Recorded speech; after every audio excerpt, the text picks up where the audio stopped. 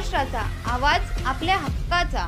आज राज्याचे विरोधी पक्षनेते अंबादास दानवे यांनी डोंबिवली येथे झालेल्या स्फोटाबद्दल आणि गेल कंपनीबद्दल माहिती न घेता जे काही वक्तव्य केलेलं आहे त्याचा खुलासा मी या ठिकाणी करतोय। सर्वप्रथम डोंबिवलीमध्ये जो ब्लास्ट झाला त्याच्यानंतर मी राज्याचा उद्योग मंत्री म्हणून घटनास्थळी भेट दिली। माझ्यासोबत खासदार श्रीकांतजी शिंदे देखील होते।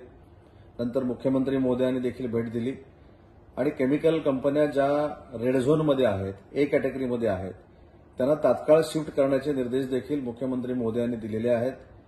परंतु 2 वर्षापूर्वी हाच निर्णय माजी मुख्यमंत्र्यांनी घेतलेला होता, माजी उद्योगमंत्र्यांनी घेतलेला होता। काही नेत्यांनी तिथं व्हिजिट देखील केलेली होती।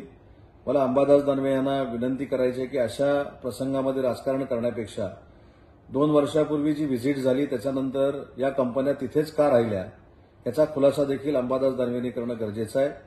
आमचं सरकार आल्यानंतर या शिफ्टिंगसाठी आम्ही प्रयत्न केले। जी जागा नव्हती ती जागा आम्ही अवेलेबल करून दिलेली आहे। आचारसंहिता असल्यामुळे जागेची अलॉटमेंट आम्ही करू शकलो नाही, परंतु 4 तारखेनंतर मुख्यमंत्री महोदयांनी जी घोषणा केलेली आहे त्याची तात्काळ आम्ही अंमलबजावणी करू। त्याच्यामुळे डोंबिवली ब्लास्टच्या बाबतीमध्ये गैरसमज पसरवण्याचा प्रयत्न विरोधी पक्षनेत्यांनी करू नये। राहिला विषय गेलचा, गेल कंपनीच्या बाबतीमध्ये देखील विरोधी पक्षनेत्यांनी पूर्ण माहिती घेतली पाहिजे। 2022ला गेल कंपनीचं एक पत्र एमआयडीसीला नक्की आलं होतं। त्यावेळी कोकणामध्ये जागा रत्नागिरीमध्ये अवेलेबल नव्हती। ज्यावेळी जागा अवेलेबल झाली त्यावेळी गेल इंडिया कंपनीला आम्ही सांगितलं की आम्ही जागा द्यायला तयार आहोत, परंतु ती कंपनी का आली नाही याची चर्चा माझ्याबरोबर अंबादास दानवेंनी कधीही करावी।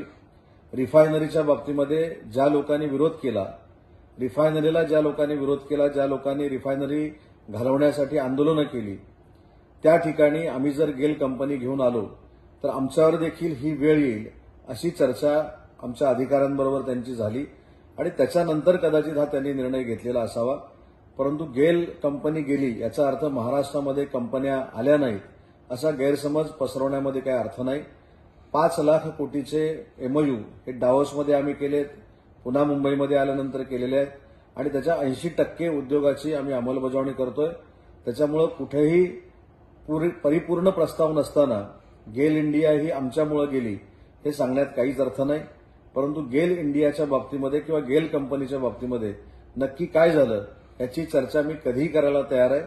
त्याच्यामुळे स्वतःवरचं पाप दुसऱ्यावर ढकलण्याचा प्रयत्न विरोधी पक्षनेत्याने करू नये ही माझी त्यांना विनंती आहे। तुमच्या परिसरातील काही घडामोडी किंवा समस्या असतील तर आमच्या वृत्तवाहिनीला संपर्क करा आणि तसेच सतत अपडेट राहण्यासाठी आमच्या वृत्तवाहिनीला सबस्क्राइब करा आणि बेल आयकॉन दाबायला विसरू नका।